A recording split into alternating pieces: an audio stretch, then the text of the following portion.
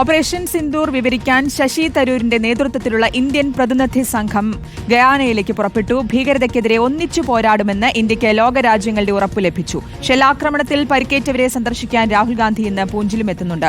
വിവരങ്ങളുമായി നോബൽ മാരിക്കാരനാണ് ചേരുന്നത്. Nobel, good morning. ഇന്നിപ്പോൾ ശശി തരൂരിന്റെ നേതൃത്വത്തിലുള്ള സംഘമാണ് പോകുന്നത്. ഗയാനയിലേക്കാണ് പുറപ്പെടുന്നത്. മറ്റു സ്ഥലങ്ങളിലേക്കും പോകുന്നുണ്ട്. മറ്റു സംഘങ്ങളും മറ്റു രാജ്യങ്ങളിൽ തുടരുന്നുണ്ട്. എന്താണ് ലഭിക്കുന്ന വിവരങ്ങൾ?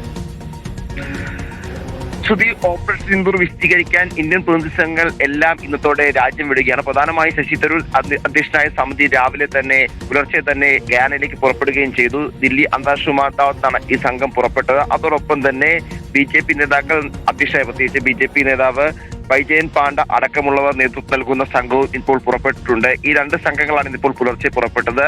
NCP നേതാവ് സുപ്രിയ സുലെ അധ്യക്ഷയായ സമിതിയും ഇന്ന് പുറപ്പെട്ടും. എന്താണെങ്കിലും ലോകരാജ്യങ്ങൾ സന്ദർശിച്ചുകൊണ്ട് ഇന്ത്യയുടെ സ്റ്റാൻഡ് ഈ ഭീകരവാദത്തിനെതിരെയും ഒപ്പം ഓപ്പറേഷൻ സിന്ദൂരിലും ഒപ്പം പാകിസ്ഥാനുമായി ബന്ധപ്പെട്ട വിഷയങ്ങളിലും ഇന്ത്യയുടെ സ്റ്റാൻഡ് വ്യക്തമാക്കുക. അതോടൊപ്പം തന്നെ പാകിസ്ഥാന്റെ ഭീകരതയുടെ മുഖം തുറന്നു കാട്ടുക എന്ന അടക്കമുള്ള കാര്യങ്ങളാണ് എന്താണെങ്കിലും ഇതുമായി ബന്ധപ്പെട്ടുകൊണ്ട് ഇന്നിപ്പോൾ ലക്ഷ്യം വെക്കുന്നത്. കഴിഞ്ഞ ദിവസങ്ങളിൽ പോയ പ്രതിനിധി സംഘങ്ങളൊക്കെ വിവിധ രാജ്യങ്ങളിൽ നേതാക്കളും അതോടൊപ്പം തന്നെ രാഷ്ട്രതലവന്മാരും അതോടൊപ്പം തന്നെ മാധ്യമപ്രവർത്തകരും പൊതുസമൂഹവും ഒക്കെ ആയി കൂടിക്കാഴ്ച നടത്തിക്കൊണ്ടിരിക്കുകയാണ്. അത്തരത്തിലുള്ള കൂടിക്കാഴ്ചകളാണ് നടക്കുന്നത്. ഇന്നിപ്പോൾ ഗയാനയിലേക്ക് പോകുന്ന ശശി തരൂരിന്റെ സംഘം അടുത്ത ദിവസം അമേരിക്ക അടക്കമുള്ള സംസ്ഥാനങ്ങൾ സന്ദർശിക്കുകയും ചെയ്യും. അത്തരത്തിൽ കൂടുതൽ രാജ്യങ്ങളിലേക്ക് ഇവർ പോവുകയും ചെയ്യും. എന്നാണെങ്കിലും നിലവിലത്തെ സാഹചര്യത്തിൽ ഓപ്പറേഷൻ സിന്ദൂരിന്റെ കാര്യങ്ങൾ ലോകരാജ്യങ്ങൾക്ക് മുന്നിൽ വിവരിച്ചുകൊണ്ട് ഇന്ത്യ അവരുടെ പിന്തുണ ആർജിക്കുകയാണ്. വിവിധ ഇടങ്ങളിൽ രാജ്യത്തിന് പിന്തുണ ലഭിക്കുന്നുണ്ട് എന്നാണ് പ്രധാനപ്പെട്ട കാഴ്ച. അതേസമയം ഇന്നിപ്പോൾ രാഹുൽ ഗാന്ധി പൂഞ്ചിലേക്ക് എത്തുന്നു എന്നാണ് മറ്റൊരു പ്രധാനപ്പെട്ട കാര്യം. ഷെല്ലാക്രമണം ശക്തമായി തന്നെ ഈ സംഘർഷ സമയത്ത് ഉണ്ടായ സ്ഥലമാണ് പൂഞ്ച്. 13 ആളുകൾക്ക് ജീവൻ നഷ്ടപ്പെടുകയും ചെയ്തിരുന്നു. അവിടെ ഇത്തരത്തിൽ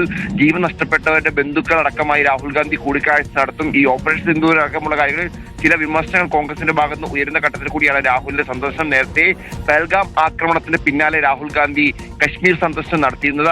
അതിന്റെ തുടർച്ചയായി തന്നെ വേണം ജമ്മുവിലെ ഈ സന്ദർശനം. പ്രത്യേകിച്ച് ഓപ്പറേഷൻ സിന്ദൂർ അടക്കമുള്ള കാര്യങ്ങൾ അവസാനിച്ച ശേഷമാണ് രാഹുൽ ഗാന്ധിയുടെ ഇപ്പോഴത്തെ ഈ സന്ദർശനം എന്താണെങ്കിലും ഉണ്ടായിരിക്കുന്നത്. അതേസമയം നിർണായകമായ മിസൈൽ പരീക്ഷണം ഇന്ത്യ തുടരുകയാണ് ബംഗാൾ ഉൾക്കടലിൽ എന്താണ് മറ്റൊരു പ്രധാനപ്പെട്ട കാര്യം. ഇന്ന് ഇപ്പോൾ പുലർച്ചെ 7 മുതൽ 10 വരെ ആൻഡമാൻ നിക്കോബാർ ദ്വീപുകളിലെ വ്യോമപാത പൂർണ്ണമായും അടച്ചിട്ടാണ് ഇന്ത്യയുടെ മിസൈൽ പരീക്ഷണം നടക്കുന്നത്. എന്താണെങ്കിലും ഇന്ത്യ ഒരു വശത്ത് അന്താരാഷ്ട്ര തലത്തിൽ നമ്മുടെ സാഹചര്യങ്ങൾ വ്യക്തമാക്കിക്കൊണ്ട് പാകിസ്ഥാൻ നടത്തിയ അതിക്രമം വ്യക്തമാക്കിക്കൊണ്ട് നമ്മുടെ സ്റ്റാൻഡ് വ്യക്തമാക്കുമ്പോൾ മറുവശത്ത് ഇത്തരത്തിൽ പ്രതിരോധ മേഖലയിൽ കൂടുതൽ ശക്തി ആർജിക്കുന്നതിനുള്ള പ്രതിരോധ സംവിധാനം പ്രത്യേകിച്ച് മിസൈൽ പരീക്ഷണം അടക്കമുള്ള കാര്യങ്ങൾ നടത്തുകയും ചെയ്യുന്നത്. അല്ലെങ്കിൽ അന്താരാഷ്ട്ര സമൂഹത്തിൽ ഇന്ത്യക്ക് നിലവിൽ വലിയ പിന്തുണ ലഭിക്കുന്നുണ്ട് എന്നാണ് നമുക്ക് അന്താരാഷ്ട്ര മാധ്യമങ്ങൾ അടക്കം നോക്കുമ്പോൾ മനസ്സിലാവുകയും ചെയ്യുന്നത്. ശ്രുതി, യെസ്, നോബൽ മാരിക്കാരനാണ് വിശദാംശങ്ങൾ നൽകിയത്.